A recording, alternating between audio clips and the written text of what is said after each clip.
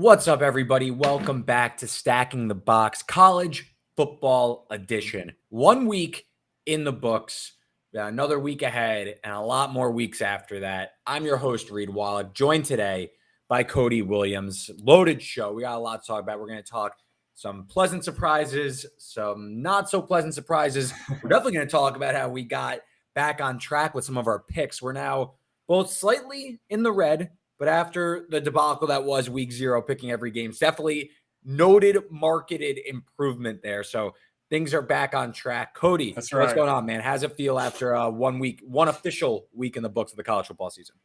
You know, having the full board really changes how you pick games. You're not forced into looking at, the New Mexico State UMass game and trying to, force something there. So it's nice to have that back. And, it was a fun week, man. Fun week 1, like top to bottom. Yeah, it started strong. If you want to talk about like the early week games, but that Saturday afternoon getting started with Colorado TCU. I think when we look back on this season, that I know it was week 1, but even if that was like week 3, that stands the test as one of the games of the year. The circumstance of the game itself, everything in between. It was really an awesome game, awesome experience. And then the entire day was filled with a lot of impressive performances. We learned a lot about teams. And then Sunday, LSU, Florida State, great game. And then the manning the rear, Clemson Duke, with one of the crazier outcomes of the entire college football season. We're going to talk about that in just a few minutes when we talk about some of our pleasant surprises and not so pleasant surprises. But first, let me tell you about our sponsors, DraftKings. They have this great new promo. College football season already got started. NFL's this weekend. Don't miss any of it by opting in to this DraftKings promo. New customers bet $5 on any sport and you get $200 in bonus bets instantly. Doesn't matter if you win, doesn't matter if you lose. You just get $200 from signing up, depositing $5 and betting it on any sporting event this weekend. That's all you have to do. This offer is available for new customers who are 21 plus and physically present in legal gambling states. Please remember to always gamble responsibly. Check the episode description for the full terms of the offer. All you need to do when you sign up is put in the code STB, that stands for Stacking the Box, and you are eligible for Bet 5 and you get $200 instantly. Again, that is code STB. All right, Cody, let's talk some good surprises and then we'll do some not so good surprises. I guess we'll start with Colorado because that was the intro I kind of went with. But team that had a win total of 3.5. I was kind of on board with. I didn't know where this was going to go. I didn't have high expectations, but I didn't have this was going to be a disaster. They had talent there. We'll see how it all comes together. So I was waiting to see approach. I saw a lot of love for TCU heading into last week. I didn't really get behind that, but Shedeur Sanders looked fantastic, carved up that TCU defense. Travis Hunter obviously plays 100-plus snaps. Dylan Edwards, 4 touchdowns, the true freshman running back. I was surprised that they looked like the more prepared and the more talented team, honestly. I don't know if I'm going to say Colorado's a Pac-12 title contender. I don't think that's the case. I think that this might say a little bit more about TCU, but Colorado showed up and they played that game damn well. That was a well-deserved victory, in my opinion. So I was very surprised with how put together the Buffs looked in week 1 under all the circumstances. I completely agree. That was the most stark thing is you're looking at a team in TCU that was national runners up last year, right?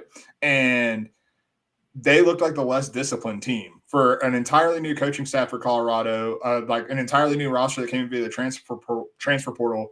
And they were disciplined. They weren't the ones committing costly penalties. They weren't the ones, making mental errors and things like that.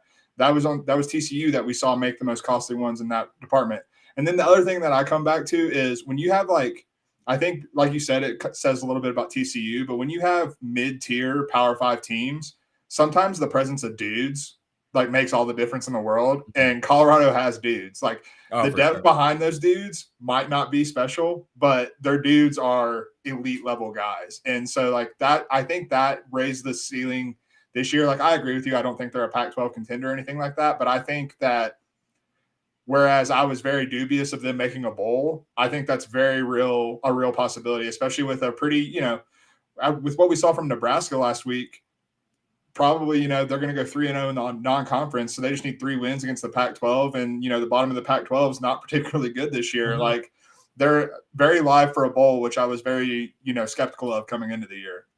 Yeah, the bar definitely raised after one game, but I'm not gonna go crazy and say, oh, this like I think the Heisman Trophy love and all that's a little that people getting a little ahead of themselves. I think the fact that they looked so put together and that and it sounds so cliche that like Deion Sanders was saying all this stuff about like how they believe and that they really are starting to believe now. They didn't believe before the game, and now they do believe because I told them that they could do this. Like that belief, the belief is going to start bleeding into the games. I do wonder if there was such an emphasis on this game against TCU that maybe there is a little bit of a letdown effect against Nebraska upcoming this weekend at home. I don't know if it's in this particular spot because I think Nebraska too many challenges on offense with Jeff Sims. Yeah. But I think when they play a legit team, like you're looking at Oregon, I believe it's week 4. That's probably where I'm going to expect to see Colorado take a step back. Like maybe the hype train gets a little crazy and we get a good number on Oregon, but great stuff on Colorado there. Let's keep it moving though, because Cody, I know you want to talk about your North Carolina Tar Heels. They don't just beat South Carolina. They lay a whooping on South Carolina. That's right. North Carolina holds South Carolina to -2 total rushing yards. That's less than about a 0.02 negative yards per carry for the Gamecocks. I mean, North Carolina absolutely laying it down on South Carolina. Rough weekend for South Carolina, all schools. We're going to talk about another one in a few minutes here. But Cody, thoughts on your Tar Heels? First off, I want to give a shout out to our producer, Joanne, a big South Carolina fan who is lighting us up in our chat right now, letting me know that she doesn't want to hear this. But no, part of this for North Carolina definitely comes down to South Carolina's offensive line is probably hot garbage. But at the same time, it is an SEC offensive line. And one of the things we've seen with North Carolina when they get into these big games against like the top tier competition is that there had been especially last year, there was a distinct lack of physicality. Like they couldn't manhandle opponents that they should be able to manhandle with the athletes they had in the building, with the way Mac Brown's recruited in Chapel Hill. And they dominated at the lines of scrimmage on both sides of the ball against South Carolina. And that's an SEC team. And so like, I'm not saying that, they would do the same against a Georgia or anything like that or an Alabama, but I think you have to raise the ceiling for this North Carolina team because if they have that element of physicality and they were able to dominate, a mid-tier SEC team without who I would argue Devontae Walker did not play in that game. So like they didn't have who was supposed to be their number one offensive weapon in that game. And they still made it look pretty easy. And Drake May didn't even play perfectly. He had a couple turnovers in this game.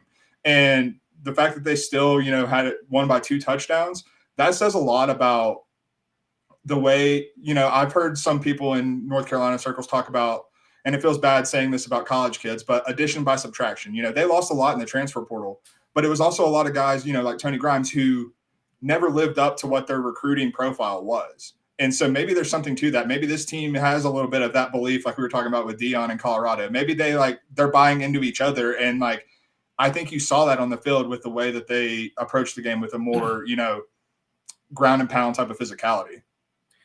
Yeah, I wonder if this game says more about South Carolina than it does North Carolina. I was down on South Carolina heading into the year. I think offensive line, probably their biggest question mark, and offensive coordinator, Dow Loggins. Wasn't super confident in them, and then North Carolina kind of confirms that. I'm interested to see how North Carolina backs up. They do have a pretty interesting non-conference schedule, massive favorites against App State. I'm going to talk about that one in a little bit, and then, of course, you play Minnesota, a more physical team than South Carolina with some better, some better talent and, more of a better system inside the trenches. So definitely interested to see that one. 2 teams we do want to talk about, though, in terms of worst surprises. One team lost. One team just didn't look as good in a win. Clemson. This was a team I bet Cade Klubnik to win the Heisman. I spoke very highly of Clemson. I thought that they were going to run the table in the regular season. That is already dead. That ticket's up in flames. So rough start for the futures portfolio here. I will say, so let's talk about what happened.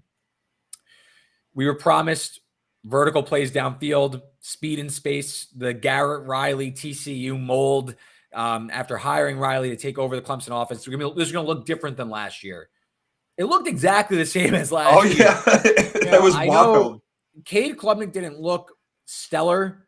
I think some of that also, though, is the play calling. A lot of just quick, slow mesh in the flat, quick outs. That's not going to fly. Need to get the ball down the field, put some of these bigger receivers like Antonio Williams in space. Not the case. That being said, I think if you simulate that game 9 more times, Clemson probably wins those games. I mean, the team did push the ball down the field. They had 2 drives inside the 10 that resulted in fumbles. They missed about like a 40-yard field goal, which sure, like that happens, but then they missed a 23-yard field goal, again, inside the 10-yard line, settling for 3 and missing the kick. I think Duke deserved the win because they took advantage, but Clemson was the better team on the field. So I'm not going to say that it's over for Clemson, but that is a super concerning loss given how the offense looked in that first game and what was supposed to be a revived offense. A lot of questions here, and obviously the worst surprise in my opinion. But I do wonder if Clemson doesn't fumble the ball twice inside the 10-yard line and they just win, is it kind of just like ho-hum, okay, we're going to work through the growing pains, we're going to get through this? Is it the sticker shock of a loss like that is overrating how bad the loss is? I agree, it's terrible. I mean, I'm pissed. I lost a bunch of futures bets on this, but do you think it's over for Clemson? Like, is this the end of them?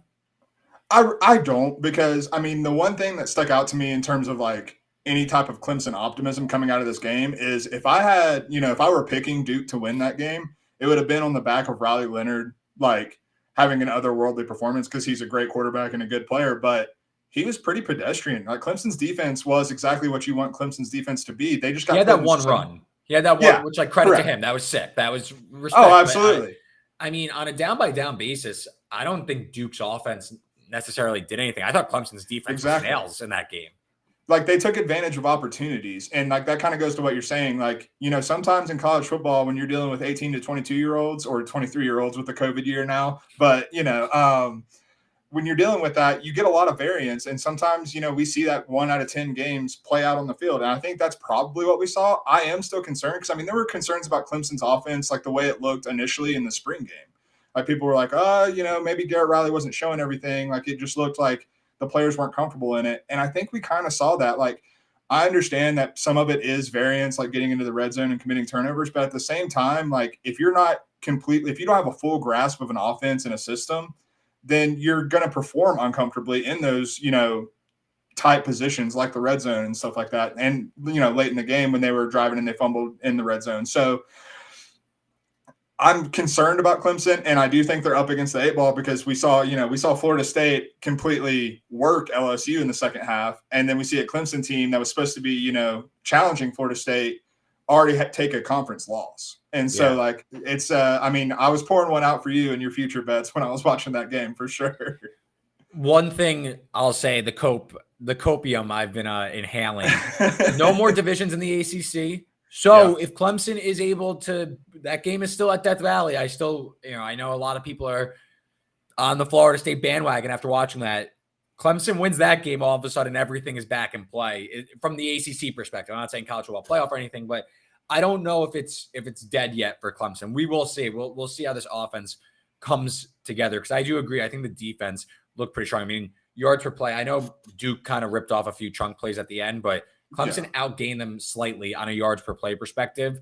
And they just couldn't convert inside the red zone. I mean, 1% explosive play rate. They had 1 explosive play the entire game. That just puts a lot of pressure on your team executing down by down and avoiding the fumbles inside the red zone and all that. Because if you're not ripping off explosive, you're not getting the big plays, then you're going to be up against it and you're going to need to execute, play in and play out. Especially against a good defensive coordinator like not defensive coordinator, but a good head coach like Mike Elko with the defensive-minded approach. Like he's going to have Duke ready to take advantage of those opportunities and those little mistakes. So absolutely, yeah. Another team that didn't look so good, but they did get a win. So maybe that eased some of the concerns. Was Ohio State. I watched this game, got the big screen for me. Kyle McCord, not good, not good at all. Ohio State ends up winning. I believe it's 23-3 against Indiana. Yeah. Devin Brown got 2 drives, wasn't able to do anything. Kyle McCord, in my opinion, I don't have the box. I'm going to pull up the box score while you're talking, Cody, but Kyle McCord really struggled in this one. No downfield passing. I believe Marvin Harrison had 2 catches. He had a touchdown called back because his foot was out of bounds. Really a big struggle against a outmanned Indiana front. And you saw it felt a lot like Clemson. No respect for the passing game. They were loading the box. It was a very run-heavy script for the Buckeyes. With the weapons, Agbuka, Fleming, Stover, obviously Marvin Harrison Jr., you thought that Ohio State was going to kind of take the top off and really kind of run Indiana off the field, get Devin Brown some run. That was not the case. No. The defense looked very good for Ohio State as expected against a team like Indiana, but the offense, I'm going to call red flags for sure, especially as 2 guys who like Penn State. This was a hyper concerning opening game for the Buckeyes. Cody, what'd you say?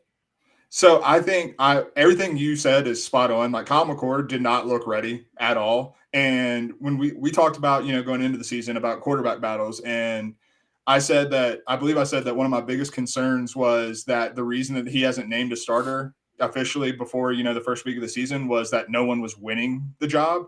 And everything we saw on Saturday bore that out. Like Kyle McCord clearly didn't win that job. And if Devin Brown didn't beat out what we saw from Kyle McCord against that Indiana defense, that has me worried that he's not going to be any upgrade either. But I think actually the most concerning thing was throughout the week, we heard Ryan Day talk about, we're going to go more old school with this offense. Well, I initially read that as, they still don't have faith in the quarterback. They want to, give him a little runway. They couldn't run the ball either. Mayan Williams and Travion Henderson both averaged under 4 yards per carry. And yes, it was against stacked boxes, but that should open up the outside for Marvin Harrison and Emeka Egbuka. They were non-factors. So, what is this team? If Ohio State is a defensive-minded team, they're going to have trouble winning the Big Ten against Penn State and Michigan, who have better defense, who are better at that style of football. And so, I think we have to severely lower our expectations for Ohio State based on that one game because Indiana, I think Tom Allen's a great defensive coach. That offense is terrible, so of course the defense looked good. And, Ohio State should out-talent them to a point where it's not 23 points in a game where Kyle McCord looks hapless. And so I'm severely concerned about Ohio State coming out of this game. I expected to at least see some glimmers of hope for McCord or Devin Brown, and I didn't see anything that made me feel good about what they have offensively. The ball was out quick, nothing downfield, missed some easy reads. Hyper concerning. I'm shocked that Day didn't give Devin Brown at least a shot. I mean, the game was never in doubt. So I'm surprised in the third quarter, Devin Brown didn't even get a drive. He got 1 drive in the first half, but it was 2 handoffs and then a quarterback design run that went nowhere. Yeah, didn't even throw the ball. How are you giving your quarterback that? I mean, Devin Brown, by all indications, has a bigger arm, maybe more of like a gunslinger type. How are you not going to put him into the game and change the play calling up, give him a chance, put him in a position to succeed? If you want, maybe he just wants Kyle McCord to be the quarterback. But that being said, if this is supposed to be like an ongoing competition, you're not really giving Devin Brown much of a fair shake in this one. I personally think Ohio State is better suited with Devin Brown. You need someone that's going to push the ball down the field. It doesn't look like Kyle McCord has that ability. Hyper concerning. We'll see. They play Youngstown State this weekend, so they're going to, beat the crap out of them. So maybe that's one where you could see Ohio State try and work on some things. Maybe even Devin Brown gets a shot. But if Kyle McCord is the quarterback, based on it's a 1-game sample size, but that's not what you're trying to see when you're Ohio State. Because if they're going to try and be a run-first offense and they're going to try and pound the rock, Michigan and Penn State are better suited at doing that, like you said. But also, like a play-action passing game, Drew Aller and J.J. McCarthy, they're not just better than Kyle McCord, they're way ahead. Leaps and bounds. Yeah. Devin Brown, jury's still out because he does have a bigger arm. He is able to make a few more plays outside the pocket. So maybe the ceiling goes up on Ohio State all of a sudden, but that is not what you want to see from an Ohio State offense, given what the Big Ten East is looking like. But yeah, so there's some really good surprises, some really poor surprises. Glad we hit on some of the big topics coming out of week 1, but enough of week 1. Let's talk some week 2 because let's go. We had a pretty solid week after going 2-5 in week 0. We said we'd right the ship in week 1, and guess what? We did. That's right. We each went, we go 4-2 each. That's pretty good. Can't complain on that one. Both of our underdogs did lose, but that's okay. It's all good. Didn't cover either, but it's all in good fun. It's all good. Yeah. We were throwing some darts at the board this week. Similar type of matchup that we talked about last week. And I'm taking a serious shot. I'm putting my flag in the sand here on a big underdog. We're going to get to that in a few minutes. I want to bring it up. We each went 4-2, so it's all good. But head to head, I got you. I got you. Oregon State went over the team total, and San Jose State got the backdoor home for the full game over.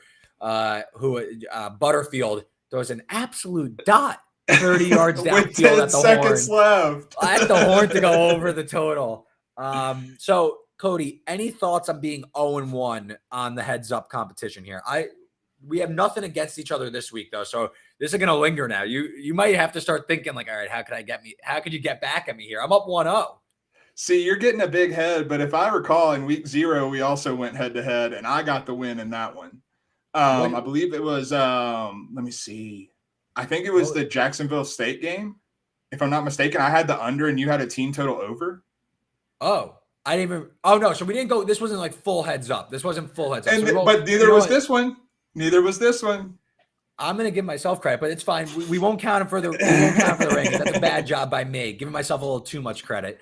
But we'll see. We'll see if we can get one in the mix. So technically we're 1-1. We'll each call it a wash. I honestly, I try to erase week 0 from my brain as fast as possible, given the 2-5 start. So it was one of the few bright spots for me. So it's burned into my memory in a good way. But no, I mean, I saw more from DJU than I did in his entire Clemson career in that game. Oh yeah, like he looked confident, and I think that was the bit. Like by the end of his run at Clemson, he looked like a shell of the highly touted recruit that we saw. He just looked like he had no faith in himself and his offense and his playmakers. Which, I mean, given what we saw from Clemson this week, perhaps for good reason, even though it's under a new coordinator. But he just looked confident. He was decisive with his throws, but also with the one thing that always frustrated me with Clemson is they didn't utilize the fact that they have, basically a 250-pound quarterback and a battering ram to take off who has a little bit of mobility to him. So, we saw that from Jonathan Smith and this Oregon State team. So I know you were lower on Oregon State coming into the season, but I think with what we saw from DJU, we might, there might be another sleeper in the Pac-12 this year because that team, I understand it was San Jose State, but I saw more from DJU than I expected to against San Jose State. I got to see it against a legitimate defensive line before he had a lot of time back there. I know Oregon State is a really good offensive line, good run game that could give DJU the time. I just got to see it first against some of these elite competition. But I will say he did look absolutely fantastic. I 100% full credit there. And it was good enough to, get my over home. So I can't complain on how they look. Well, let's talk this week, though. Got a handful of bets we want to give out to you. We're going to start with our favorite over-under on the board. Cody, I'll let you lead off. What's your favorite total bet? Over or under? Your call. How do you see it this week? What's your favorite? Oh, we're going under, and we're going under a low total. We're going to the Cyhawk game, and we're going Iowa State under 36.5. I actually, I was, getting a little information together, and I ran across your preview on BetSided. Last year in the combined 24 games between these two teams, they went over 7 times. So these are two under wagons.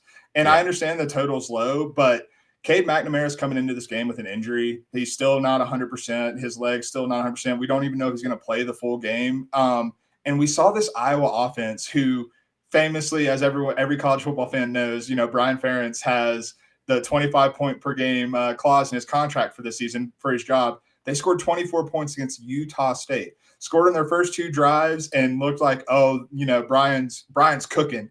And then they scored 10 points the rest of the game. That's against Utah State. Now you're going up against an Iowa State team that obviously is an upgrade in talent on the defensive side of the ball, and that also only put up 30 points against Northern Iowa. And Phil Parker's defense is going to be ready for this game. Big rivalry game. Last year, this game was 10-7. I don't see it being much different. I think 36.5 is giving both of these offenses a little too much credit. I completely agree with you. I haven't fired on this game. It's on the sheet of what I'm considering, I'm thinking about. My only concern is what if Iowa State quarterback Rocco Becht, who's coming in for Hunter Deckers after the gambling charges, what if we get a pick 6? Iowa one of the most turnover heavy defenses in the entire country. What if there's one mistake and that throws the score line all out of whack? Because in total of 36, it's just my only concern is like one stupid score and that's it. Because I will say, I watched that entire Iowa game. I had Utah State because I didn't think Cade McNamara was healthy based on reading through the tea leaves, seeing what was being reported, how he was speaking. He did not look healthy at all. No. Iowa on their first drive of the game had a big kick return to like around the 50, I believe on like the third play, hit a guy wide open on not a broken play, on a broken coverage, downfield touchdown Iowa, 7-0. After that, the offense completely stalled. Did absolutely nothing. McNamara is not healthy. Did not. I don't know why he played, to be completely honest with you, or like why he played. Maybe get him out to a lead and then come out. Poor coaching, in my opinion, because he just doesn't look healthy. I don't know how much better it's going to be in 1 week. It's under or nothing though, because both offenses are going to struggle. Both these defenses, like they want to play low scoring. I know the clause and everything, but they want to play low scoring, rock fight, slow this thing down. I do think, I don't know if Iowa's good. Again, it's the defensive score makes me a little nervous. I lean towards Iowa in the game, even with McNamara's concern. I just wonder, is Iowa State like short on guys that could really play at it? Because Iowa's defense is still fantastic. Cooper DeJean at corner is going to be a future pro. I'm a little nervous there, but I agree with you 100%. It's under or nothing for sure. I mean, you look at it and, you're worried about the defensive touchdown. They could have scored 2 defensive touchdowns last year and it would have still hit this under. So, I mean, like if we see anything similar to last year, like you're still safe with the defense. I have so little faith in the offense that I think the cushion for a defensive touchdown is built into this number. Like I just don't see the offenses coming anywhere close to this. Yeah, 100%. My total, another under. Both of ours could have made the Sicko segment this week, but I'm going to go Missouri, Middle Tennessee State under 48. Mizzou has Kansas State on deck. I don't know if they're rushing to really kind of run up the score in this one. And this was a defensive minded Mizzou team. Last year, top 10 in tackles for loss, 19th in success rate, allowed 3.7 yards per carry. Middle Tennessee playing their second straight SEC opponent. I think that they're going to break physically, just like exhaustion, beat up. Offense didn't score a point against Alabama last week. They're transitioning into a new quarterback against another SEC defense. What's the ceiling on this team? 7, 10? Yeah. I just think Missouri's trying to, vice grip this game, grounded, 60 minutes running clock, win this one in the neighborhood of, 38-7. Even less than that, 38-3. I don't think there's really much incentive for them to air this one out, really get the passing game going. I think Missouri wants to keep this one on the ground, get out of Dodge with a win, get ready for a rivalry game in a bounce back spot. Missouri lost by 30, 40 points last year to Kansas State. So to me, I think that this is going to be a slow pace game. Missouri's not fast anyway. Middle Tennessee doesn't have the offensive weapons to really challenge them. I like under here.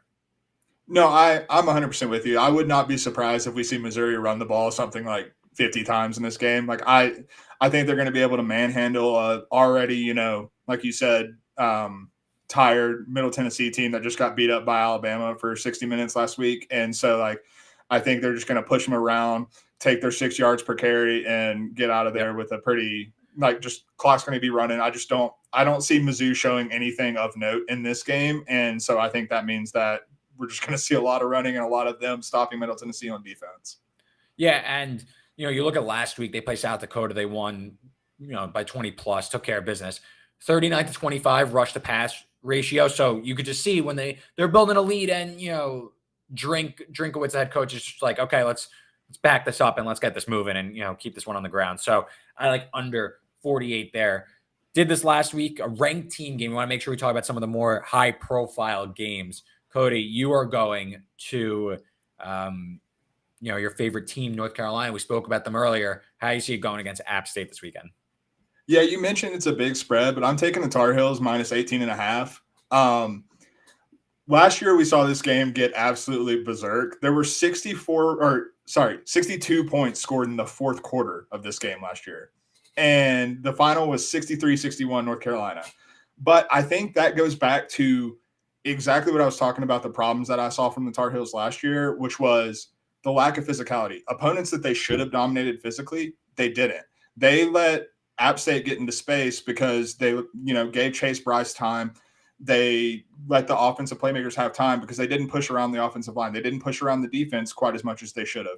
And so I think North Carolina is going to come into this game off that South Carolina win, and I don't see it as a letdown spot because of how last year's game played out. Like Matt Brown is going to be telling these kids, remember when this team almost clipped you last year? They're not going to let that happen again. This is a team that I saw just so much more willingness to get dirty, to do the dirty work than I've seen from them in the past 2 years. And I think that, honestly, App State beat Gardner-Webb last week, 45-24. I think North Carolina is just going to – I think this number, what's baked into it, is last year's game, but I don't think App State has nearly as much offensive success, and I think North Carolina pretty much does what they want again. Yeah, can't say I agree with you. I kind of like the App State side. I think 3 returners on the offensive line, an elite offensive line, Noel at running back, top 3 receivers. I will say, though, Ryan Berger, who won the quarterback job away from JUCO transfer Joey Aguilar, Berger hurt his finger, I think it is. He's out for this game, so it's going to be Aguilar. He played perfectly fine against Gardner-Webb, threw 4 touchdown passes, so he was cooking. But I just wonder, it's a big spread that North Carolina, this defensive line better be what they looked like last week. Like that, if that's a fluke, then App State's covering this game. If App State's going to be able to control the rock and just get out of dodge with, controlling the pace of this game and, keeping Drake May off the field. No, and I understand those concerns. Let's be honest, there's probably a little bit of Homer pick baked into this one a little bit.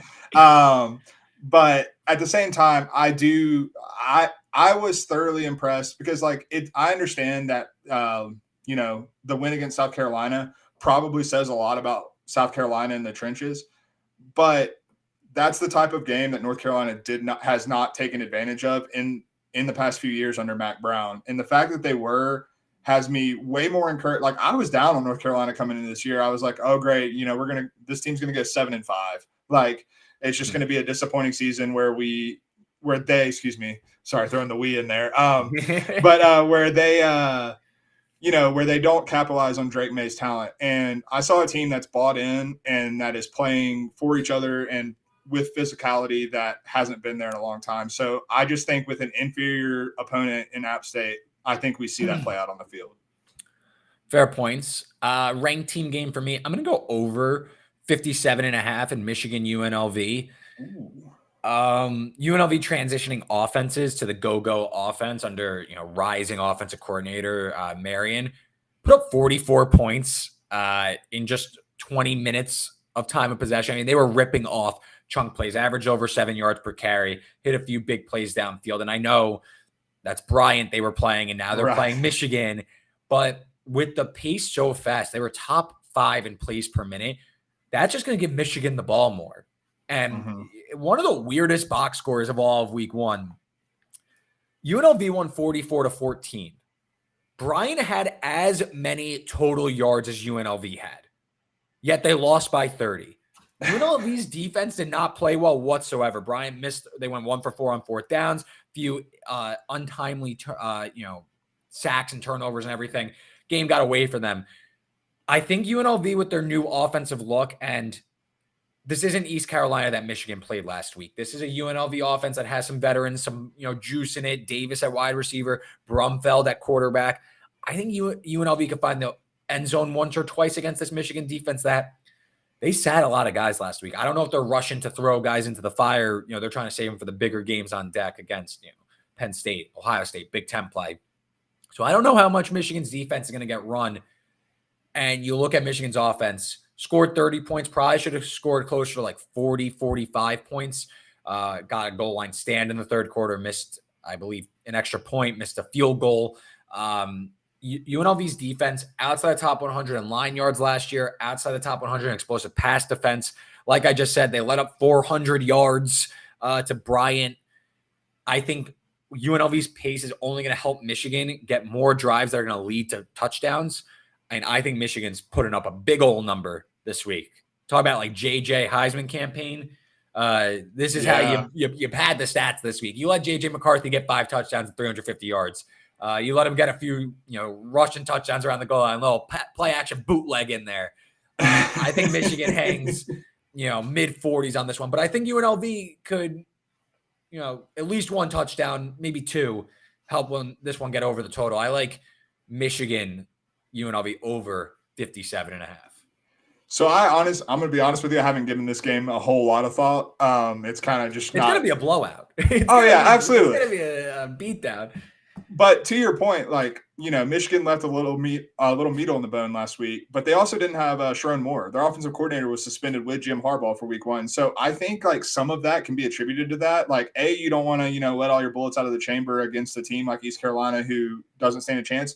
Maybe not so against UNLV, but with the number of possessions and, the full offensive staff in the building, Harbaugh's still not there, but, Sharon Moore's back. I'm with you. I think they're going to put up a big number. Honestly, if they get frisky and there's enough possessions, there's a world where Michigan hits this total by themselves. It's definitely in play. UNLV ran 2.8 plays per minute last week. Crazy. Yeah, they ripped off explosive. And again, this is a new look go offense. It's unique. It's not played much at the FBS level, so there's not a ton of film on this one. So maybe it's an offense that can maybe hit a few more chunk plays than East Carolina did, who's, they're starting completely over their roster. So over there, upset alert time. I'm going to go first because mine's a little bit more bold. I'm going to go SMU plus 540 on the money line against Oklahoma. I think that there's too much love for Oklahoma all of a sudden. This was a team went under 500 last year, couldn't get enough stops on defense. Bottom half of the country in success rate. No one really knew how to rate Brent Venables after 1 year. Okay. I get they just beat the crap out of Arkansas State, maybe the worst team in the entire country, 73-0. That's cool. But SMU is not Arkansas State. If you're counting in a year or 2 jump for Brent Venables in Oklahoma, why can't we say the same about SMU, who has second year head coach, former Miami offensive coordinator Rhett Lashley coming in with the long-awaited quarterback of SMU faithful, Preston Stone, coming in. He looked fantastic in a win over Louisiana Tech. They were up 31-0 at half, just absolutely packed it in, and they kept it moving. SMU, this is a high total. Both offenses could cook, absolutely. I just don't see as much of a difference. I think that this spread should be closer to 11. I'll give Oklahoma the home field, but we watched Kansas State go into Norman last year and blow them out, and Oklahoma couldn't get stops in the second half and couldn't get back into the game after trailing by 2 scores at halftime. TCU rung them up with a high explosive offense last year. Then Dylan Gabriel got hurt, but they were down in that game early anyway. Why can't SMU hit explosives early in this game and build a lead? Why can't SMU hold off Oklahoma second half push on the road? I think this number is way, way, way too big for 2 offenses that could hum. I think these teams are closer together. So give me SMU over 2 touchdowns. And I think that they're super live in this game. They're up to the task with some of their defensive additions this year through the portal. Yeah, it's a classic ACC SEC matchup this week. But no, I'm 100% with you. I think that this line, as dumb as what I'm about to say may sound, is inflated because, Oklahoma made Butch Jones cry last week. They made the man drop to his knees and cry on the sidelines. But, Arkansas State is horrendous. There's no sugarcoating that. They're a horrible football team. And SMU looked better than I expected in week 1 in year 2 under Rhett Lashley. I wasn't forecasting a huge jump in year 2. But I saw, a bigger jump than I expected. And whenever you get 2 offenses that are explosive like this, I do think that a number that's over 2 touchdowns is always really tricky to bet if you're trying to take the favorite. So I think you're on the right side here. My one counter would be what we saw from Jackson Arnold, albeit against Arkansas State. If SMU comes out and jumps out to an early lead and Dylan Gabriel stumbles even slightly, I think Oklahoma has the backup plan that's actually better than the starting plan in Jackson Arnold. He looks like the goods. So that would concern me slightly, is the fact that there's a Gabriel replacement ready to take over at any moment. And that's a little bit of projection for me, a little bit of recruiting brain for me, but that I'm in a wait and see mode with Oklahoma games until I see, Gabriel either take the job, take the bull by the horns, and not let Arnold have a chance, or until Arnold takes over. It's a fair point. I will say this about taking the spread with SMU. Obviously, we're talking upset alert, but just taking over 2 touchdowns, because I think that's like kind of the general idea, right? Like money lines, like we think a team is live, but we also, we think that this team is a good bet to cover, obviously. SMU's defense, it's Louisiana Tech, and their offense looks in much more dire straits than I expected. But SMU's defense, like they were in the backfield often in that game, and they were making plays. They were making havoc plays, really, turning, 21% havoc rate. That's 95th percentile across games last year. So if that SMU defense, which was terrible last year, is starting to make more plays, starting to be ball hawks more, few turnovers, try and shorten a few possessions, get Oklahoma behind the sticks a little bit, get the ball back. I just think that there's a big expectation that Oklahoma's back all of a sudden, and we don't really have that like proven. Like that's our idea. Where like Oklahoma, the past 5 years, 10 years, Oklahoma's been this juggernaut. Last year they were 6-7, really struggled on the defensive side of the ball. Just because they beat Arkansas State, it's a lot to just say, okay, Oklahoma's back to their previous rating before last year. Just a big number in my opinion. So I think let's take a shot here. Let's see if we could bring one home. What's your underdog look this week? So I'm actually going with the team that I picked against my upset pick last year. I'm going Tulane plus a touchdown plus 7 against Ole Miss. Tulane's at home for this game in New Orleans, and I got to tell you, the Green Wave, they surprised me. I was preaching that Tajay Spears was the heartbeat of that offense. No, it might actually be Michael Pratt. They looked dynamite. They looked awesome. He threw 15 times for 294 yards and 4 touchdowns. Like they were ripping off one explosive play after the next. And it was unbelievable to watch. Like South Alabama just didn't have an answer. But even more impressive than that, Willie Fritz knows how to coach a defense, man. Like that South Alabama team, one of the reasons I was high on them, and I'm still high on South Alabama for long term this season. Like I think they're going to contend for the Sun Belt, but like that's an experienced offense, and they had no answers for this Tulane defense consistently, at least. And so now you're going up against an Ole Miss team who, sure, they hung 70 on Mercer. I think I, and the bet-sided, fan-sided crew might be able to hang a couple touchdowns on Mercer. Like, let's be real about this. And like we saw, Lane Kiffin's transfer portal home for wayward quarterbacks. All of them take the field. Walker Howard even got some run after Spencer Sanders and Jackson Dart. But I think that both of these defenses, when you get into this level of game, like I don't think Tulane's going to have the same type of performance, but I think they can slow down Jackson Dart and Spencer Sanders in his offense. Quinshon Judkins, who was actually kind of pedestrian against Mercer, if we're being really honest about that. But you look at the Ole Miss defense, and the reason this team faded so hard last year was they couldn't stop anyone. They couldn't stop a cold. And you look at the way that Tulane was able to, with so much ease, reel off explosive plays. I think it's kind of a similar principle to what you're looking at with SMU and Oklahoma, where I think we're kind of looking at a back and forth shootout type of game. And if Tulane gets out to an early lead, plus 245 on the money line, like that seems live, especially in New Orleans. Like, that crowd's going to be fired up to, stick it to an SEC team, just like they, Tulane did in the bowl game last year against USC. Yeah.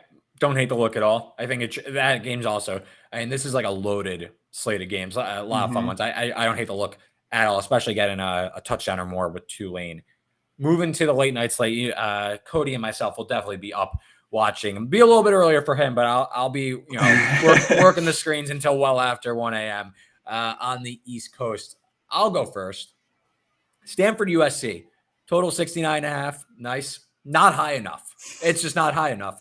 USC has been beating the brakes off of 2 Mountain West teams, but at the same time, they allowed 28 to San Jose State. They allowed 14 to Nevada. I think that this defense still has a ton of concerns. They play a Stanford team that I need to give credit to. They looked really good against Hawaii last week. Troy Taylor had the offense looking correct, looking like they were put together. They had a sound game plan. They were playing pretty fast, too. Good blocking upfield, ran a few trick plays. I was very impressed with Stanford. Definitely I'm not saying that this team is doing anything this year, but a slight bump in the power rating. I was pretty impressed with how Stanford called their plays, how they looked on offense. USC's defense is still a huge problem. Oh, yes. If you allow 14 points to Nevada, that is a huge concern. You should be blanking that team if you have the talent USC does. So if you're going to allow 14 to Nevada, I'm going to pencil Stanford in for at least 20. I think they're going to find the end zone at least twice, maybe even more, and get a few field goals. I think Troy Taylor has this offense further ahead than we expected. That being said, the defense is going to be tough to resonate with. This team is bottom 5 in returning production on defense, and if they weren't pushing around Hawaii's offensive line so often, Braden Traeger, when he had time to fire, he was finding guys downfield for Hawaii. He was running around for his life a lot of time. USC's offensive line is obviously far, far, far, far, far superior to Hawaii's. So I think Caleb Williams and the offense are going to cook once again. 55, like he did against San Jose State. 66, I believe it was, against Nevada. Those numbers are well in range for USC in this game. I think the tempo is going to be pretty fast. I think something in the neighborhood of USC breaking into the high 50s, low 60s, very much in play. And then Stanford, get into 20 or so.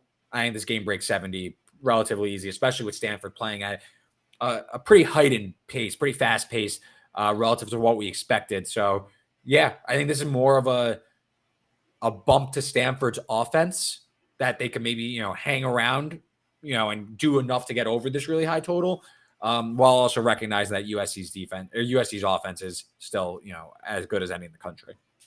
Yeah, I think what stands out to me specifically with like bumping up Stanford's offense just a little bit, like they look far more competent than I think either of us expected, is the simple fact that means Caleb Williams is going to play more, and Stanford's not going to have an offense or an answer for Caleb Williams-led offense. So, imagine what they're hanging on Nevada if Caleb Williams plays 4 quarters. And I'm not saying he's going to play 4 quarters in this game because it's probably also going to be a blowout, but he's going to play a little longer. There's going to be more meaningful snaps for the first team offense. And I could see this game getting the 80s pretty easily. So getting under 70 or, getting a total under 70 to hit the over on, I love that. So you definitely, you might've stole this one for me. You might've gotten your pick into the dock a little bit before I did. So, all right. Well, I want to hear your thoughts on this game. You're looking at the total in Auburn, Cal. I think that this is going to be one of the more interesting games on the week 2 slate, especially late at night. Should get a decent amount of attention. I think, competitive spread, Auburn lay in 6.5. How do you see the total going though? So I'm going under 54.5, which probably seems pretty counterintuitive considering both of these teams hit the over this total by themselves last week. Granted, level of competition. It was North Texas for Cal and then UMass for Auburn. So let's take that with a grain of salt. But I think that one thing that we saw from both of these teams is that their quarterbacks in Ben Finley and then Peyton Thorne for Auburn, they have Power 5 experience, obviously, but the reason that both of those players transferred was not because they wanted to go to a bigger job. They transferred because they weren't, clear-cut starters at their current homes, NC State and Michigan State. Peyton Thorne may have been, but he needed a change of scenery because that Michigan State offense was horrendous last year. And they had success against lower-level competition, but I think when you get against a Power 5 defense, I don't trust either of these quarterbacks to have success in the passing game. And the one thing that I'm encouraged about with both these teams defensively is their run defense. And I think that even though both these teams ran the ball well last week, I think that they're going to have a much more difficult time, even though they're going to try to rely on the run game. And so I think we're looking at limited possessions to take the ball out of the quarterback's hands largely because I can't imagine either team having a ton of faith in either of these quarterbacks. And so I think we're limiting possessions, and I think the run defenses are stout enough to keep this total under 54.5. My one concern, we don't know about Sam Jackson. He started the game for Cal. Correct, he left. He took a big hit, nasty fall. I think it was his lower back or something. Pretty ugly. But Finley came in for him, and Cal was just playing at such a frenetic pace. I wonder if North Texas, their fast tempo, played a role into that. But that's my only concern with the total is if Cal is playing too fast. Yeah. Then maybe there's just too many possessions for this game to stay under the total. But I do agree. I think we got to see this from Cal's offense. Listen, they put up a bunch of points. I think Auburn, there's a higher floor there for sure with, the talent there. That's SEC level talent. Phil Montgomery's a good offensive play caller. Hugh Freeze there as well, obviously the head coach. Their offense a little bit more proven. I don't know if we could count on Cal to necessarily put up the offense, but I mean, odds makers are expecting a fairly competitive game here in Berkeley. Weird spot for Auburn, so maybe the offense struggles. I mean, they're playing at Cal, and cross-country flight, night game. Definitely a weird setup for Auburn. They might be walking into like a bear trap. Golden Bears, that was pretty good. I did that one naturally. They might be walking to a bit of a bear trap, though, this late game. Hugh Freeze was complaining about it to the media, though. He thinks it's like such a weird setup because it is a weird setup. It's like when, it's similar to when Texas Tech opened their season at Wyoming and lost a 2-touchdown favorite. Right. It's a weird game early in the year. Maybe things get wonky. And I don't know if Cal, maybe the goal with Spavital as the OC is to really just outpace teams. I don't know if it's going to work against Auburn, though, with the level of athletes they have. But we'll see. Should be a really interesting game. Yeah, I'm intrigued by it. And to your point about if Cal plays at that same pace, which I don't expect them to do, because I think Justin Wilcox is smart enough to tell his coaching staff, hey, this is an SEC defense. We're not going to be able to treat them like North Texas. But even if they do, and I don't think they're going to have as much success, obviously, against SEC caliber, players on the defensive side of the ball. And so I think that in that case that Hugh Freeze is going to be content to play conservatively, because he's not in a spot where he wants to, be playing a late night game in Cal and lose guys that are going to get hurt for this, hurt them for SEC play. So I don't see either team necessarily. Obviously, I don't see either team playing at that same pace that they did last week. But at the same time, I think that this is more of a grinded out type of affair, specifically because, like you said, in this situation, it's such an odd spot. Yeah, completely agree. Let's talk biggest game on the board this week. Kind of buried the lead here, but Texas, Alabama, second straight year meeting. Last year, of course, Quinn Ewers goes down the first half. Texas has an early lead. Bryce Young does Bryce Young things, leads the tied back late field goal, and Texas misses another late field goal in the final minute to lose. Bama holds on 20-19. Do not cover as 3 touchdown road favorites. Yeah. The two are back together, this time in Tuscaloosa. Bama laying around a touchdown, total of 54.5. Cody, how are you eyeing this game? Some key matchups, some, strong opinions here, or are you just kind of excited to sit back and watch this one? I have strong opinions. If we weren't talking, much like last week with Florida State, if we weren't talking about this game in itself, I would have been had them on the upset alert in the money line. I have Texas +7 in this game. I came into this year. I said in the preseason show that I had Texas as a bet to make the college football playoff. I had Quinn Ewers as a Heisman pick. They were my Clemson, and I feel like after week 1, when Texas kind of, played with their food a little bit in the first half against Rice, that everyone's like, oh, this is proof Texas isn't back. Nothing I saw from that offense said, oh, this is what that offense is going to look like against Alabama. It was the most vanilla play calling I've ever seen in my entire life until they needed to get a few scores and they pulled out like a couple tricks for some explosive plays. But I think when you come down to it, like Alabama figured out their quarterback battle pretty quickly. Like Jalen Milroe was very clearly the guy. Yeah. Granted, it was Middle Tennessee, but he definitely showed that his, ability to take off and run and make plays with his legs was huge. But he did not play perfectly. Everyone wants to paint it like he played perfectly. There were some miscues where he took a sack. He had a botched snap that he ended up taking in for a touchdown. You're not going to be able to make those plays against this Texas defense. For all of the focus that was on how, sleepwalking it looked like the Texas offense was in the first half against Rice, that defense was fast. That defense was everywhere. That defense made JT Daniels' life an absolute living hell.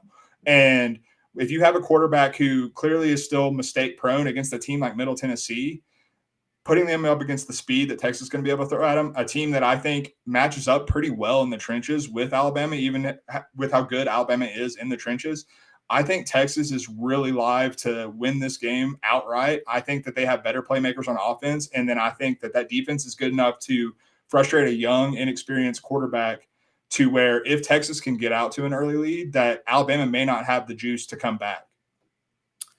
I think you make a lot of great points. I don't have a strong opinion on the side because, I'm not necessarily a Texas believer. Right. I'm not. It's not like I'm like anti-Texas. I'm betting Alabama in this game, but I'm pumping my brakes a little bit. I'm a little bit more cautious on Texas rather than other teams. I like the under though in this game quite a bit because I see all game states leading towards more of a rock fight than explosive Yeah. play. You mentioned put the pressure on Milroe, make him into a passer, shut down the run game. I mean, is Saban really going to let Milroe chuck this ball around the yard? I don't think so. I think that this is going to be, I believe that Nick Saban's MO in this game and how his ideal game state is going to be is we want to muck this game up. We want to make it a grind. We want to force Quinn Ewers into serious passing downs. We want to limit the explosive pass, keep everything in front of us. And on offense, we're going to try and just stay ahead of schedule, rip up, 3rd and 2, pick up the first, keep this thing moving, play some ball control, limit the possessions for a Texas offense that can make probably more explosive plays than us, and win the possession battle and get out of this one, let's call it 24-17. I think Texas has the ceiling to hang 35 in this game. They have the ceiling for sure because they have the talent. I think Nick Saban knows that, and he knows if Texas is hitting 35, we're probably going to lose this game. So he knows that he needs to keep the ball out of Texas offense hands. That being said, Texas allowed 8 tackles for loss to Rice, 3 sacks. Maybe the offensive line isn't as ahead of schedule as we think because I think this Alabama defense, a few injuries, but Malachi Moore and Key, they both practiced today, so maybe they're on track to play in the secondary. This is a secondary that's top 10 in completion percentage allowed, top 10 in explosive pass defense, return a lot in the secondary. Ewers, I mentioned this in our preseason pod. This was Texas offense outside the top 100 in explosive pass rate. If Alabama's getting home and doesn't need to send extra men, this game is going to be a grind. I think that Texas can win this game, in the 20s for sure. I think that game probably lends itself more to Bama in my opinion, but I struggle to see either offense really teeing off here and this game becoming a shootout. I think game state 100% leans towards the under. And I was chatting about the game and something that I think is super insightful, not even my idea. I think if Bama has the lead, you're going to see for the first time in like a really big game, like a team try and play like an NFL team and go on like a real death march and try and really suck the game out. Like, let's say Bama leads by like 1 score with like 7 minutes left. You're going to see Saban really try and take the air out of the ball and really say like, all right, we're going to try and get 3 first downs and end this game on this drive right now. We're not letting Texas see the ball again. Like you see more in the NFL because obviously with the new clock rules in college now, you're more capable of doing that where the clock's always running. You weren't really able to do that in college because the clock was always stopping first down, this and that. Now you're more incentivized to do that. I think you could see Saban really lean into that. The first real like marquee matchups of doing that. What do you think about that? So I actually do like the underplay, even with my Texas +7 pick as well, because we saw it last year without Quinn Ewers for 3/4 of that game. Texas should have won that game, even losing Quinn in that game. And had they hit that late field goal, it's 22-20 is the final, which hit your under pretty comfortably. And Texas did it. And I think that what we saw in the second half from Ewers showed a lot. And also, like, if I'm not mistaken, the majority of those tackles for loss against Rice came in the first half. Like that Texas team looked like they came out in that Rice game when. Also, I don't know if you saw the field temperature at Darrell K. Royal. I did. But was it like 10,000 degrees? 156. Yeah. So maybe so listen, I will say, just to cut you off, maybe they went just super vanilla because they didn't want, but you're still not like, I feel like we should have seen a little bit more from Texas. That's all I'm saying. I feel like it should have been a little bit more crisp. It should have been like, they should have been up by 21-0 after the first quarter, in my opinion. And I'm not arguing with that. I would have loved, given my bullishness on Texas this season, I would have loved to see that. That's what I wanted to see. I didn't see it. So, I get where that's coming from. But at the same time, I think we saw Ewers in the second half come out and play like a much more poised quarterback than I think we saw last year consistently. And the fact that we only saw it for 1 half does worry me slightly that maybe he's not going to be consistent with that poise. But I think that even if there is pressure from Alabama, I think that he's matured as a decision maker. I mean, the mullet's gone. Obviously, he's matured. But in all seriousness, this guy, I think he is all-world talent, and he has all-world talent all around him. And I think like even if Saban says keep everything in front of you, keeping AD Mitchell in front of you is great on paper. Yeah. But they have the playmakers that, burn the pieces of paper that say you want to keep the guys in front of you. So like I just think that there's a chance that Texas just has the playmakers who can blow up a game script in an instant. And I think I don't see that necessarily on Alabama, especially if like what you're saying, Saban tries to muck this game up. I think Texas is one play away from being right back in that game. Right. Texas wins straight up. Texas wins. Yes. What's the final score? I'm going Texas 27, Alabama 23. Okay. All right. I'll go Bama 24-16.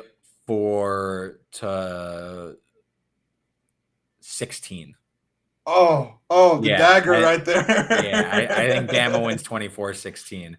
I think okay. I don't know. I'm not betting Bama, but I think I don't know. I think Bama's defense has the edge in this one, but we'll see. We'll come back to that one. I'm excited for this one. No matter what happens, last year's game was incredible, and we didn't even get Quinn Ewers for 4 quarters. So I'm incredibly excited for this one. Absolutely. Of course, can't get out of here without a Sickos pick. Cody, you were looking at one of the sickest games on the board. How are you eyeing Arkansas, Kent State? I'm laying with Arkansas. Give me Arkansas minus 37 in this game against Kent State. Look, Kent State was absolutely destroyed this offseason via the transfer portal, via Coach Prime taking their head coach to be Colorado's offensive coordinator. And we saw it play out in week 1. UCF beat them 56-6. And we know what John Reese Plumlee and that Gus Malzahn offense, and it's not dissimilar from what KJ Jefferson and Arkansas like to run. I think that there's such a talent discrepancy in this game that we're just going to see a ton of explosive plays early from Arkansas. They're going to put in the backups, and we're going to see what, it's still going to be a mismatch. I just don't think Kent State has anything close to what it takes to keep it within 40 against an SEC team, even one that's like not top tier like Arkansas. I just think that there's so much explosiveness when you look at KJ Jefferson, when you look at Rocket Sanders and this Arkansas team, an offensive line that's always going to be a bully when under Sam Pittman. That's going to be one of the best coached offensive lines. I don't see the Golden Flashes really even whimpering in this one. Yeah, I think it's totally fair. I think Arkansas, SEC offense, UCF covered. I don't even think UCF played that great of a game, to be honest with you. Like, compare what did UCF close, like 30 – I'm going to draw a blank now. Like something like 34.5, 35, if I'm not mistaken. 34.5 or 35. I can't remember which one. Yeah, it was one of those two. Arkansas is only 2 points better than that.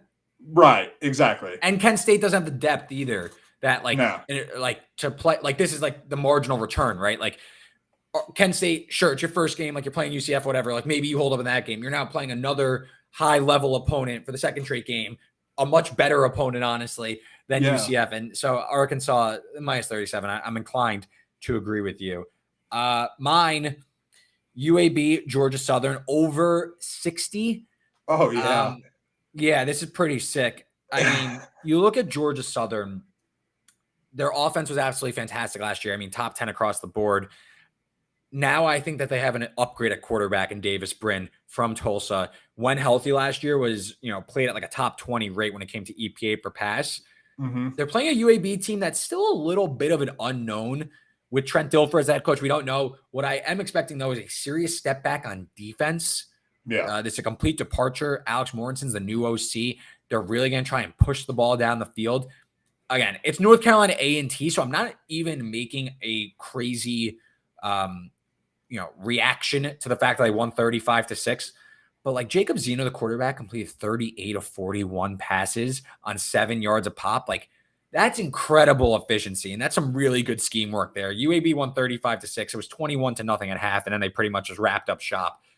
I think that this game is going to be a banger. Like in terms of explosives left and right, both defenses are not very good. They're both gutted with transfer. So they don't even are really familiar yet and cohesive yet. And I like both quarterbacks.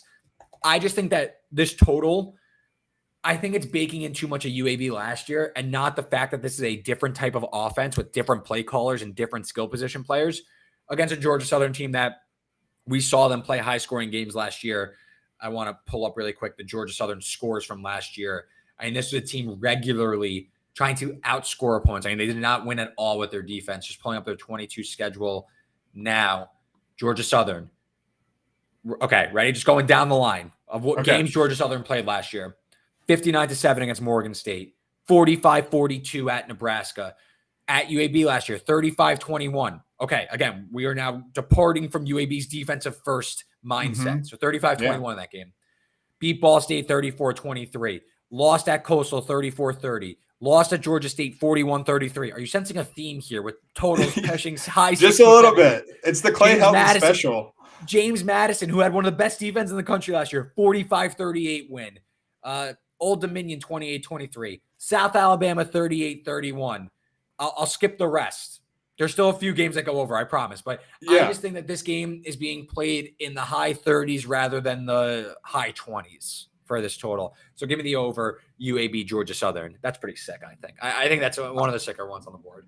It's absolutely sick, but I'm in love with it. Like, that's that's the Clay Helton special, though. Like, that's why USC's defense, in my opinion, is in the state that it's in, is because Clay Helton left him with, oh, we only care about offense, you know? So, like, that's just how he coaches football. And, I mean, you have a former NFL quarterback with 0 head coaching experience. What side of the ball do you think he's focusing on? And, like you said, 38-41, there are quarterbacks in Power 5 leagues who can't do that on air. Like, much less against the defense. It's NCAA, but, like, there are quarterbacks who can't do that against, tackling dummies. So I think over 60, like that total to me looks about 5 to 7 points too low, honestly. Yep. Yeah. Well, let's go. Okay. That's our show. Great time. A little bit longer than expected, but it was all good fun. We really got into the weeds on a lot of games. Really pumped with all the insight we were given. And hopefully this week we get over 500 and we're never looking back. But before we recap our picks, in case you missed the entire show, let me tell you about our good friends at DraftKings and the special offer they're giving you. Again, use the promo code STB, which stands for Stack in the Box, this fine program. If you're a new customer, you sign up with DraftKings, use that code STB, bet $5. You get $200 instantly in bonus bets. Instantly. Win, lose, draw, does not matter. That's it. $5, $200 if you use the code STB. Cody, let's run down all our picks for the people that missed it. Where are you leaning this week as we look to get over 500? And like I said, we're never looking back. That's right. So we're going to get to 500 with Iowa State under 36.5. I also have North Carolina minus 18.5 against App State. Upset alert, I have Tulane plus 245 against Ole Miss. They're also plus 7 against the spread. Auburn and Cal in the late night window, I have under 54.5. I'm riding with Texas plus 7 in that marquee matchup against Alabama. And then Sickos pick of the week, we're going Arkansas minus 37 against Kent State. Love it. And for me, I'm going to go Missouri, Middle Tennessee under 48, Michigan, UNLV over 57.5, SMU plus 15.5. And don't be afraid to sprinkle on the money line. They might be live in that game. Stanford, USC over 69.5. The Alabama, Texas under 54.5. And the UAB, Georgia Southern over 60. A lot of totals for me. A lot of total. Every total heavy. Total heavy. Let's see how that goes. But yeah, great show, Cody. Best of luck this weekend. We have no head-to-heads, but I'm sure you as well. We'll see if we can break that. I'll see if we can break this tie up, though. Maybe someone could pull ahead of the other. But until next week, everyone, best of luck on your bets. We will see you same time next Wednesday, 3:00 Eastern. This is Stack in the Box College Football Edition. We'll see you later.